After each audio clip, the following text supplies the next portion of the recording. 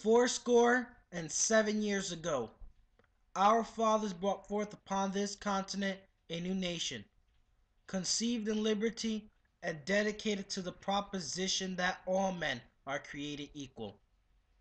Now we are engaged in a great civil war, testing whether that nation, or any nation so conceived and so dedicated, can long endure.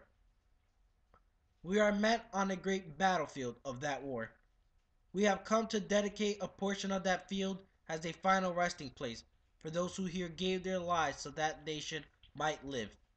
It is altogether fitting and proper that we should do this.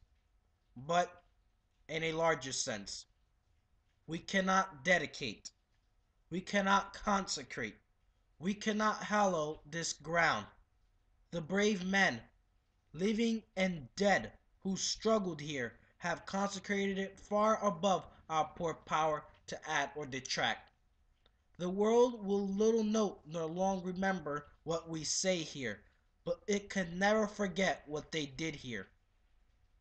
It is for us, the living rather, to be dedicated here to the unfinished work which they who fought here had thus far so nobly advanced. It is rather for us to be here, dedicated to the great task remaining before us, that from these honored dead we take increased devotion to that cause for which they gave the last full measure of devotion.